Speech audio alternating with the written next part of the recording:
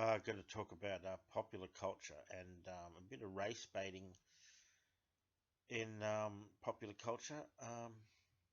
Certain musical outlets, Rolling Stone for one, and Pitchfork for another, they seem to promote um, sort of a race baiting thing, endlessly promoting black music. Um, they had a top 10 list from the old 200 top 200 singers. And the top 10 are all black people. And we know, these,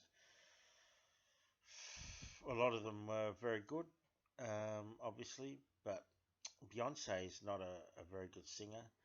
Absolutely horrible voice she has. Her husband is a Freemason, Jay-Z, he's a Freemason, so it's a bit of a Masonic psyop, I think. That's their musical careers.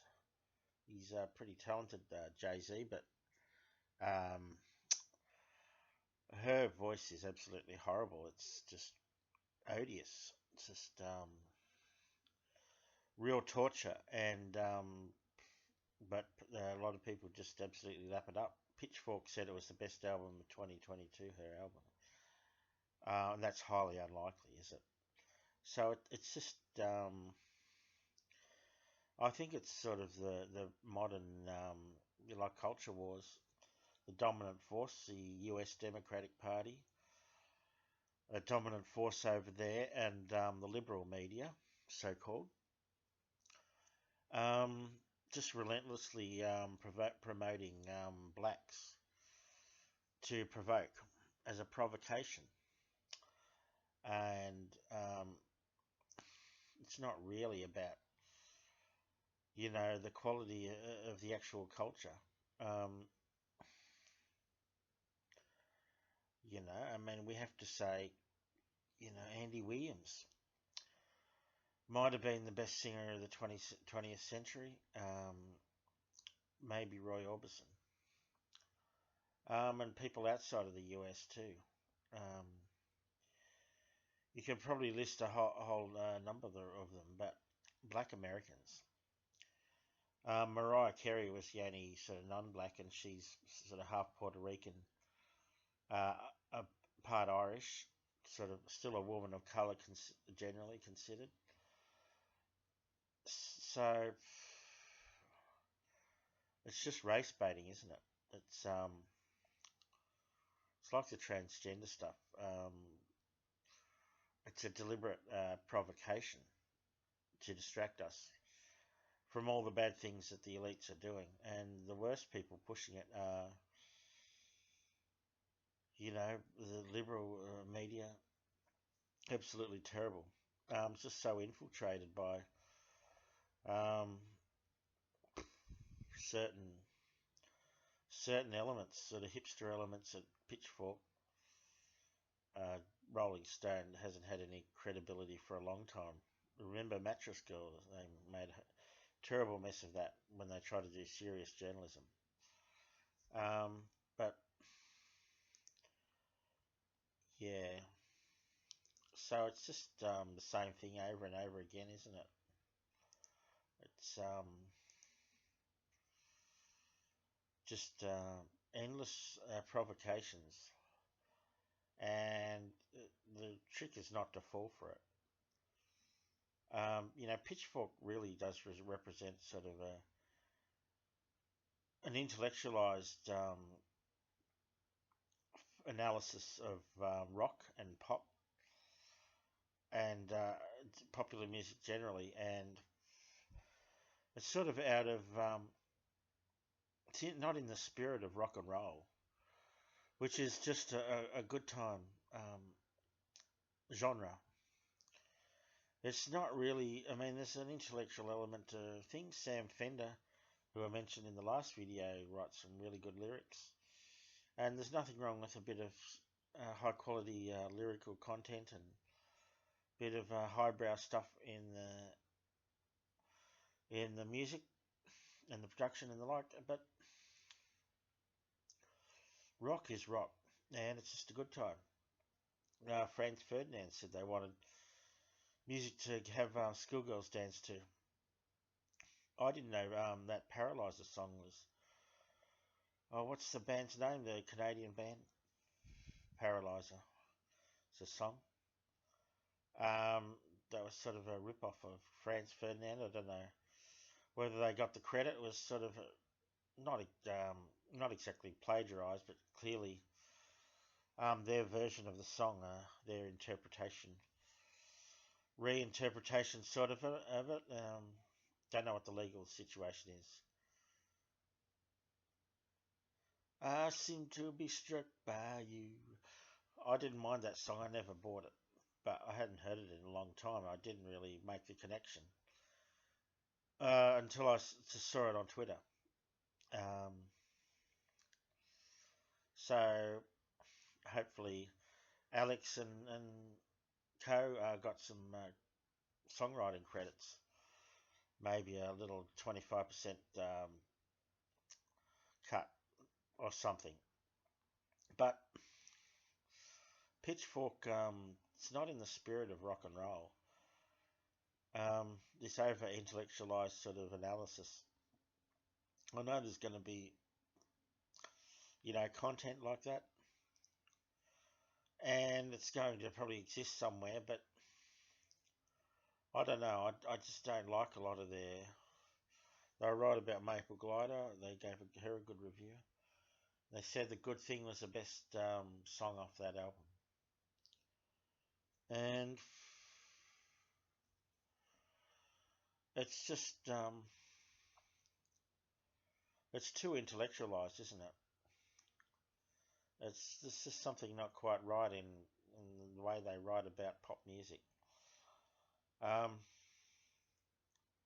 it just doesn't fit. Just doesn't fit the whole genre, because that's not what it's about. But I don't know. Very pretentious. I don't like them. We gave Kasabian 4.9 for that West Ride Lunatic Pauper Asylum album. They're a great band, I think. Kasabian, those really hard, really fast rock songs. Hard to pull off the fast ones because it's generally a moderate tempo in rock, but they can pull off the fast ones, and it's really good when they do. I didn't like the sort of thing. They don't like Kings of Leon either. I can understand that, but I mean, I think it's just rock. They don't get rock, and it's sort of a bit anti-white, I think. Just the relentless promotion of blackness in the popular culture. It's not really about helping the black folks. I don't think it's helps them, but the culture wars endlessly shoving black and gay propaganda down our throats, like the Eurovision, Australian Eurovision. I wanted to watch that, and it was just too much. It was just overbearing. The gay propaganda was overbearing. It was relentless, and it was just you just couldn't watch it. Big gay following in for Eurovision, that's known, but the biggest consumers are not gay men, aren't they? They're not grown gay men of pop music. Sort of 10, 11, 12-year-old girls, and probably that would have been the largest audience. Maybe sort of up to 14, 15, 16. A few boys maybe too, fair amount. And that audience, sort of 10 to 16, being subjected to endless sort of homosexual propaganda, didn't sit right with me. It was a bit over the top. It was too much. It was simply too much. So I mean, just it's not a gay thing. It's not the Sydney Mardi Gras thing. That's a gay thing. Heteros watch that too a bit, just for the spectacle sometimes. But pop music is not gay. It's not for gays. It's not a gay thing. It wouldn't be pop music if it was. Sort of maybe 2.5% of the population may be gay, if that. Um, the relentless gay and transgender and black propaganda is clearly being pushed by associates of the US Democratic Party, and it's sort of filtered down here to Australia and all around the world, Britain. And it's a deliberate sort of provocation, I think. It's not about, yeah, I don't think it's not really sort of egalitarian, isn't it?